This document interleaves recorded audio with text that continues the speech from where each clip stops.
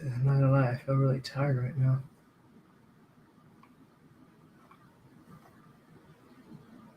Probably gonna hit the hay after this. Alright, let's see. Hold up. Trying to see if everything's working out right now. Could be wrong, but we're gonna give this a go. Hold up. Alright, I think this one's working. I think. Oh yeah, I agree, VGL. Definitely an incredible show. That's for sure. And from what I just witnessed from what I see in this pay-per-view, I mean, there's so many things that I could talk about, but I'm gonna try to make it short and simple. Somehow, when I usually this pay-per-view was outstanding, definitely outstanding. I mean, I had no doubts about the show being shitty.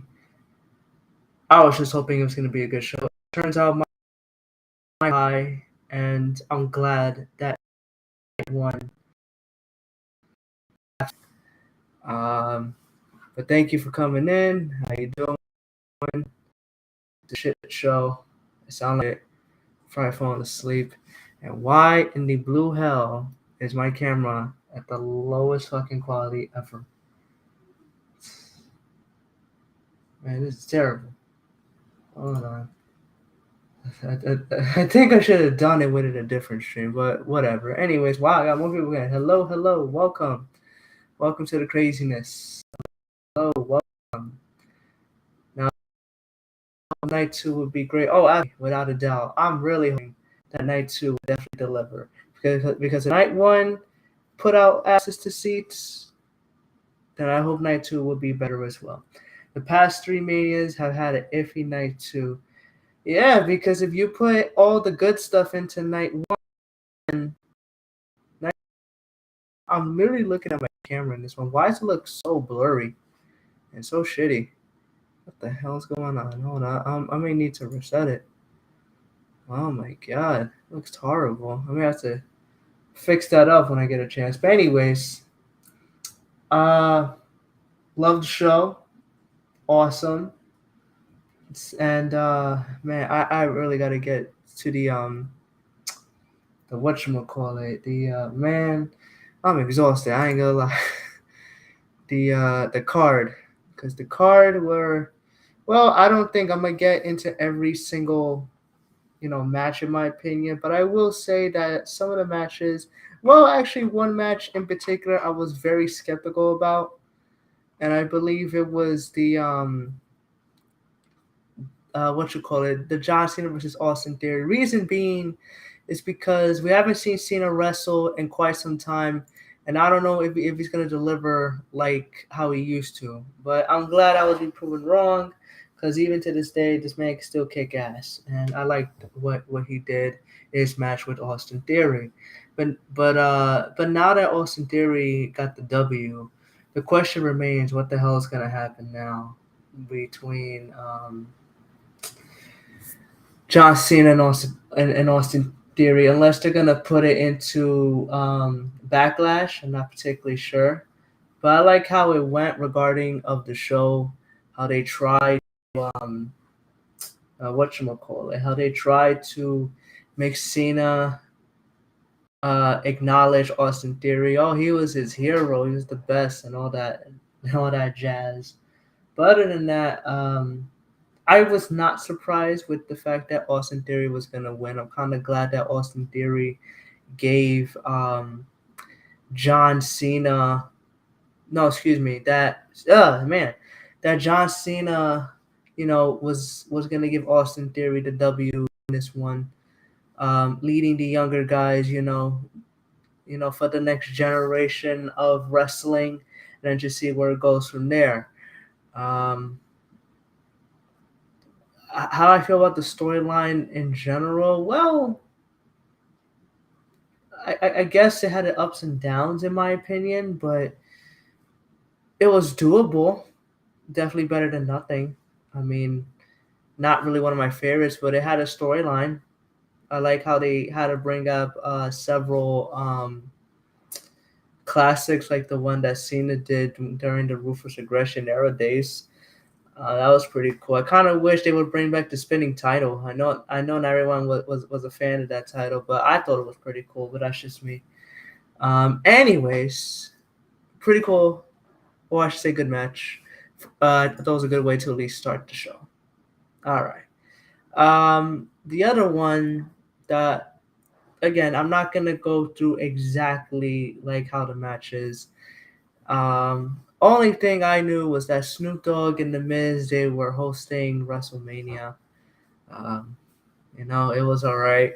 But when you're gonna have Miz take over, Mr. Hollywood, when he's been having that gimmick for quite some time, so I guess it makes sense, especially when you're in Cali. And yeah, not bad, I guess. But I will admit, I don't know. I think I missed out half of the whatchamacallit, the pre-show, because all I saw was the commentators regarding the kickoff giving out their predictions. And all I remember was Gabriel Iglesias being there for a few minutes, and yes, he's also I think he is a great comedian. Along, he's also a wrestling fan. Holy cow! Oh God! Wow. Man, I'm about to pass out this live stream. I'm about to leave this on while I pass out. Man, I may need to change the whatchamacallit, the settings, because it looks really, really bad. But wait, can I change it from here? Hold up. So it would not give me that option. I see. Well, it is what it is. Anyways, what I was gonna say. Yeah, I might need to change that. This is really bad. I don't like the quality. Probably stick with OBS. Anywho, and then you got whatchamacallit. Yeah, I need to stop saying that crap. Then you got Logan Paul versus Seth Rollins. I am amazed of how this match started. I'm amazed of how this match delivered. And I'm amazed how these two delivered into that match. But actually, before I continue with that, I forgot one more match. It was the men's tag team match, the Fatal 4-Way men's tag team match between the Viking Raiders. Man, I'm still trying to figure out why they kept that name, but whatever. Viking Raiders, I like the War Raiders back in NXT days, versus Braun Strowman and Ricochet versus Alpha Academy versus the Street Profit. And the Street Profit won the match. I thought it was a very fun match. You got Braun Strowman trying to attack people with his his body, and that shit became a huge Uno reverse because he got manhandled. Well, actually, he got taken down. But everybody's trying to do that big suplex that you see in several pay-per-views, and Ricochet started doing the splash. That was pretty cool. Excuse me. The other thing was I guess they were trying to make it goofy, but the match itself, in my opinion, actually delivered as well. I thought the match itself was pretty entertaining. Silly, but at the same time, somewhat silly, but at the same time entertaining and a very fun match. I definitely liked how it delivered. Just finished watching. I give it an 8.5 out of 10. Yeah, I mean, hey, compared to the other pay-per-views I've seen so far, I thought WrestleMania wasn't that bad. Anywho, let's see. What the hell I was talking about? Oh yeah, the Logan Paul versus Seth Rollins. Truthfully, I don't really watch of Logan Paul. I don't watch KSI that much. Do I see them onto YouTube? Do I know their names? Yes. Do I watch them? Not really, no. All I know is that these are big names on YouTube and social media in general, but I don't necessarily watch these two at all, nor I don't care about the Prime drink, but I know he's selling it regarding business-wise. And when you have a business trying to help out another business, it definitely works. But you know what? I'm gonna give credit where credit's due. I know a lot of people are not a fan of I'm not a fan of Logan Paul. Truthfully, I'm not a fan of him as well. However, he did deliver the match with Seth Rollins, so I will give him a lot of credit for the fact that he was definitely kicking ass. And I like how they try to use the Shawn Michaels entrance. I believe it was back in WrestleMania 12. Correct me if I'm wrong on that part, but they were trying to mimic the one where Shawn Michaels was riding down the glider, I believe. Um, and I mean, shit, that's definitely been a long time since I've seen that. Um, but other than that, besides the entrance and besides Seth Rollins getting like one of the orchestras due to Seth Rollins' theme song, having the audience sing, his theme song, which is just one vocal out, and then Seth Rollins came out, and then people started humming and trying to sing along his. Well, he doesn't really have lyrics, but it's just doing the humming of his song. That's definitely putting him over. But other than that, these two, in my opinion, they were great. The match itself was pretty entertaining, and I really do not like my camera quality that I'm doing regarding of the live stream, and I'm gonna have to fix this tomorrow. Other than that, match itself again really good. Now the next match I thought was pretty good was the Rey Mysterio versus Dominic Mysterio. At first, you know, I didn't like he was on the mic. He definitely needed more time. He definitely needed a little bit more, work on the mic. If you're gonna be a heel, try to make yourself believable. And let's see. We got this interesting spam. Hi, I want to offer promotion of your channel. Viewers, followers, chat bots. The price is lower than any competitor. The quality is guaranteed. So it's probably because of what I'm using, which is the Restream site. But other than that, I am not happy with this camera quality because it looks fucking atrocious. But whatever, it is what it is. I'm gonna have to go back to OBS tomorrow because it looks differently when you're on the site, but then when you go check it up on YouTube and whatever, it's gonna look like a piece of shit. But other than that, it's pretty interesting how we have a spam in there too. Oh well, it is. But we're gonna leave it there. Anyways, back to what I was saying. The whole Logan Paul, the Dominic and Rey Mysterio, father versus son. I bet deep down, off cameras, and they probably and this has to suck. The fact that Dominic cannot represent his father at the Hall of Fame because they are trying to keep this storyline going between Dominic.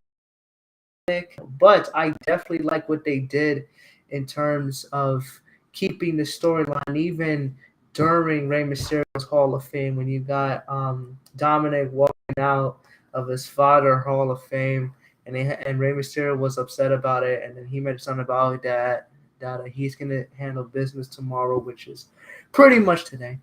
And the other thing is that and you know what? Speaking of the Hall of Fame, which I haven't really talked about it, but I did like it in a sense. But Rey Mysterio's story was highly interesting, and I gotta give credit regarding Magnificent Chases. And oh no, not the Magnificent Chase! Oh no, he's gonna be my whole life magnificent now. Oh no, here comes me damage controlling. Oh no, he's gonna destroy my live stream. Again, for the millionth. No, that's not a happy thing. That's not a happy thing going. I want nothing regarding of the Magnificent. We need more alliance in this, in this live stream. Oh my god. I don't even know why I do this sometimes. Like I feel old, and it's like I don't even feel like ranting and raving like I did in my early 20s. Golly, what the hell was I thinking back then? But anyways, well, I can say, oh yeah, the Hall of Fame. So I didn't really talk about it, but Ravens was like, oh no, she's here too. Oh boy, somewhere before she finds me. No, why is she? But the excuse the Hall of Fame speech with Rey Mysterio was very uplifting and very interesting to listen to because without Conan and without his wife, he would not be the man he is at today. And without the workers that he's been working for the past 20 plus years, he would not be where he is at today in terms of the Hall of Fame. Oh, something about to fall off. Sorry. But that's crazy to see. But then again, I guess true what people say. Like, like you can't get by without people. Sometimes you need people to help you get by. And if you have like a huge support group in terms of friends, in terms of family, or someone that generally really cares about you and definitely wants the best of you and basically wants you to grow. I mean, can you imagine like, oh well, there's like a different reality where Rey Mysterio didn't really went through in terms of what he did. I mean, what would have happened that Conan was a part of his life? Would he go back to the job he had when he was a teen?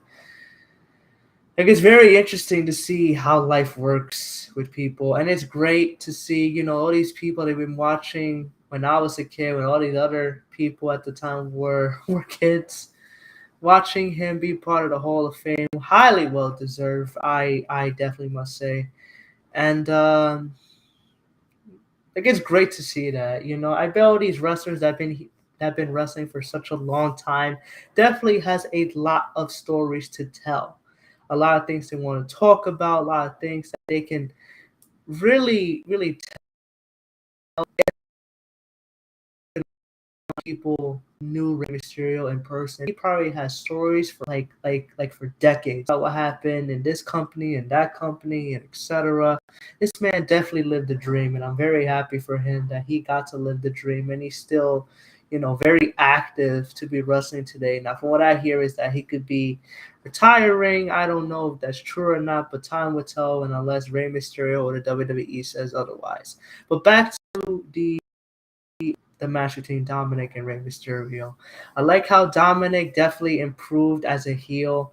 Again, I did not like in terms of his promos and his speech, and he didn't really deliver at the time. But I guess with the amount of practice and using his family on board, in terms of you know, oh, excuse me, in terms of the storyline, definitely made people not like him even more. Him walking out of his Father Hall of Fame definitely helped out.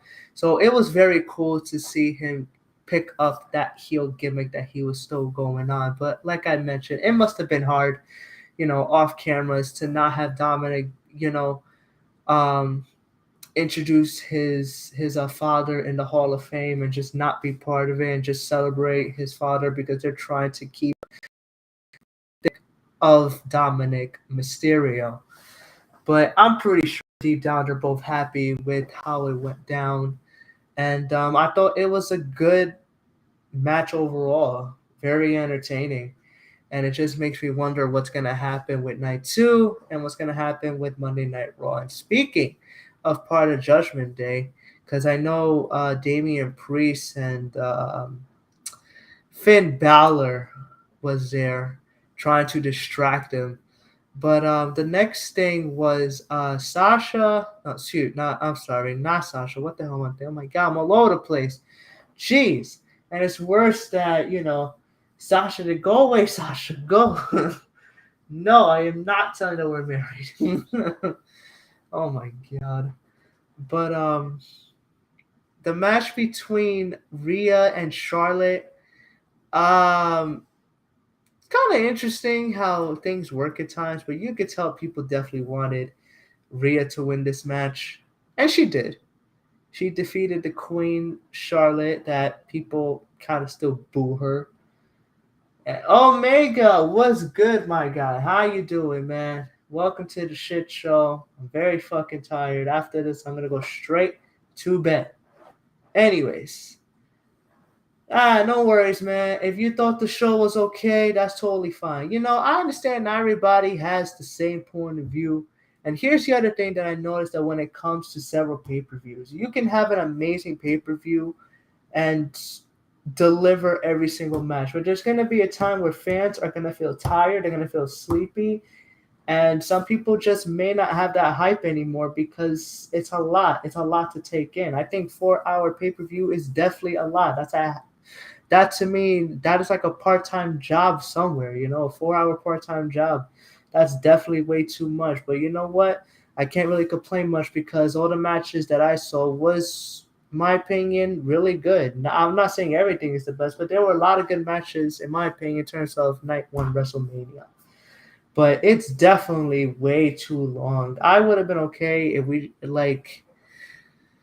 Wait, hold on. What's I say? I mean, yeah, but the reason why they're gonna keep WrestleMania in 2 nights because there's other matches that are probably gonna happen tomorrow or I guess Sunday. Well, it's already Sunday on to my end since it's 12:32. But oh, excuse me. I think I should have brought some water. Just get high or drunk for 4 hours and every pay-per-view will be that shit to you. Oh, Omega. Oh, man. And thank you for stopping by, though. Like, I appreciate you joining into my dead channel. Because I just been doing this for fun now. I don't really have that same energy like I did about a decade ago, to be honest. But other than that, the match, well, again, people wanted Rhea Ripley to win. They got her to win. She's now the champion. And even Charlotte wasn't even that mad because she did everything she can, and she probably thinks she did good in the match. And then you know what? Good for you. Good for seeing it differently. People would just throw a fucking tantrum and go ballistic, be like, "Damn it, why didn't win?" All types of shit. Anyways, let's see. I'm missing one. Oh, the women's tag match. Becky Lynch and two Hall of Famers, Trish and Lita. Damn, when I saw that, I'm like, man, like I missed it. Like honestly, I still miss the Attitude Era. I watch it from time to time. That shit never gets old to me because that era was definitely a childhood, it was definitely childhood memories for me. No one has that energy that they had in 2013 and 2023 for wrestling. If it makes you feel better, I mean, I guess you could say that because if anything, dude, I, I personally think back in 2013, Omega, like, yeah, I was very young. I was at 19, I was 20 at the time. I think I was 20. But 20, I had a lot of why everything sucked and why this sucked and and pretty much why the whole world sucked and when I gave out my opinion, a lot of people really disagreed to the point where they wanted to fight me. I'm like, damn, y'all really that ass hurt for me having an opinion than others? Like I was seeing things differently because me, I have different points of view about different wrestlers. But at the end of the day, I know it's just wrestling and it ain't that serious. Like these wrestlers are not paying my bills. They're not paying these fanboys or fan bills. Their bills. They're not putting shit helping them out, providing them out. They're not putting a roof over their head. So some people did take it seriously about a decade ago. And me personally, that scared the shit out of me because I'm like, damn, you people really need to get a life because these fans at the time back in 2013 were out of control. Again, I had so many death threats and all the nonsense, all because I had a different opinion about shows and wrestlers. And even when I did sports and like superheroes, back in 2009, 2010. I was like 16 or 17 at the time, and ooh, that was a lot worse, and I was very childish, and then maybe you could say I was a bit childish too, because I didn't give a shit. But now that I'm getting older, I'm like, oh man, like I just don't feel the same anymore. If anything, I just want to have fun doing what I want to do. And no matter what happens, if people want to have an opinion of me, that's totally fine. I don't care what people really say about me negative wise. Everybody is entitled to their opinion, just like people how are entitled to this current pay-per-view of Night One WrestleMania. But anyways, let me get back to the topic because I'm talking about things that happened about a decade ago. In a way, I was still trying to figure out what I was trying to do in life, and now I got exactly what I wanted. But anyways, um, so Becky Lynch and Trish and Lita won their match. It was okay for the most part. But what was I saying? Oh yeah, the Attitude Era. When I saw Trish and Lita back fighting again, oh I think so. Um, it definitely made me want to go bash the Attitude or the Ruthless Aggression Era. Those were one hell of an era. People want to say the Ruthless Aggression Era was good, and it was. It still is to this day. I love both eras, but because I'm a '90s baby and I grew up watching the Attitude Era at the time, I will always cherish that way more as I got older. But everybody has their own point of view of a wrestling show. It was alright. Um, let's see what else I missed here. I feel like oh yeah, and then you got Pat McAfee returning to beat the holy crap out of the Miz. No participating in the one, no part of that crap. And then you got Pat McAfee one. Sure, what was that dude's name for the 49ers? Oh man. Something scary. Oh my god, I totally forgot what this dude's name. Oh shit. Damn it. I like this thing is gonna click when this review ends. I guarantee it. And I'll be so mad. Anyways, the main event, the Usos versus Jimmy. The Usos versus Jimmy. Wow. Man, I gotta go to sleep after this. I am tired and I'm just bumbling and stumbling my words. Um people catching oh wait, I already seen this one. People catching feelings and giving you death threats so you can change them. Spoiler alert from 2013 from hold on. People catching feelings and giving you death threats if you change them. Spoiler alert from 2013 to 2023 it got worse. Just never let public opinion dictate what you on here ever. Oh, absolutely. I agree 1000%.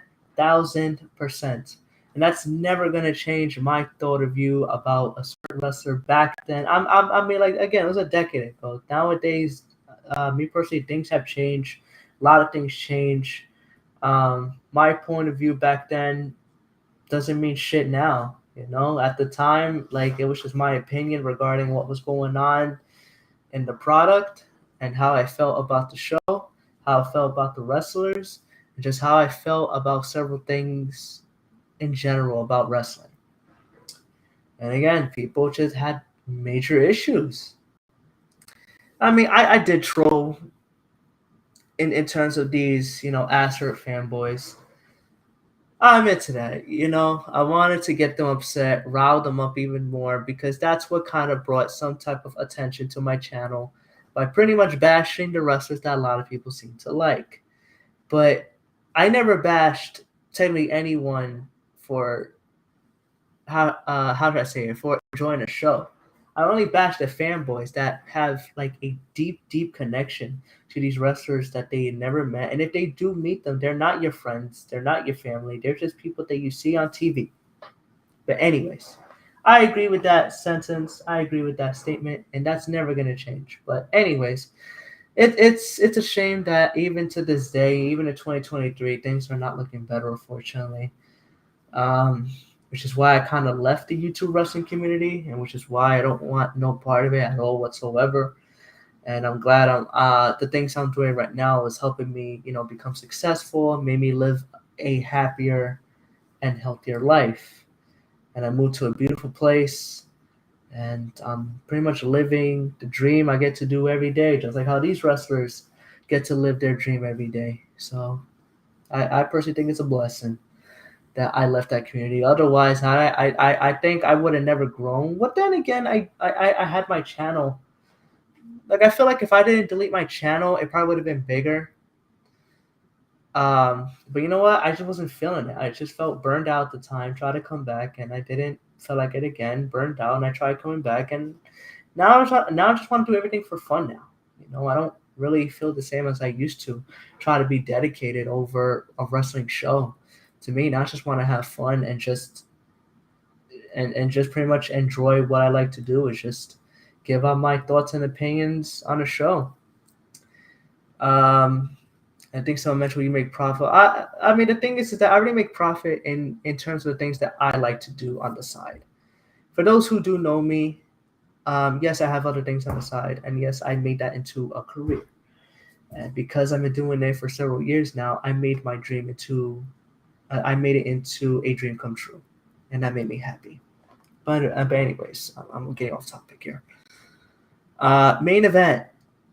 Usos versus I was gonna say Jimmy and Jay again. Like, oh my god, Sami Zayn and Kevin Owens versus the Usos. Now I know several people had an issue regarding who just texted me. Sorry, I'm getting a little bit distracted here. I got someone messaging me about the thing looked so unrealistic regarding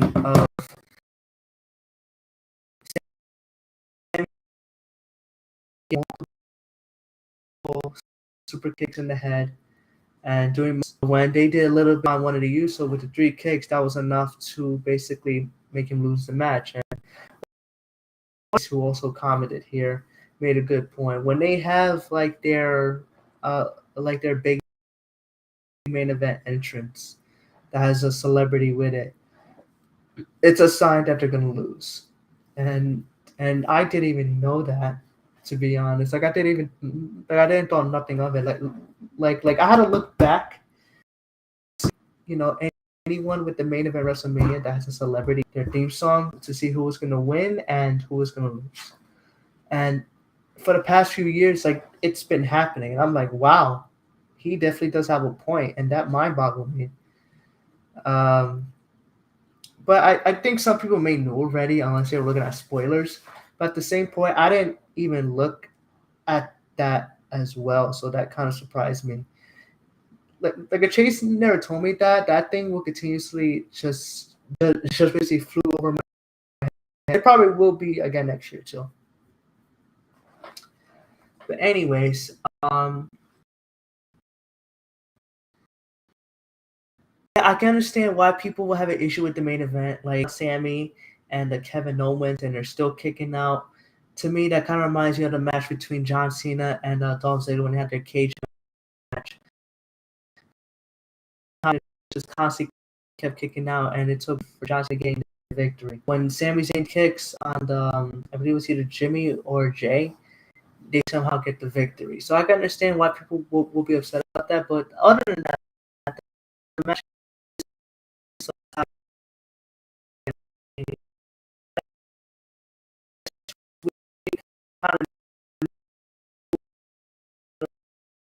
match as well.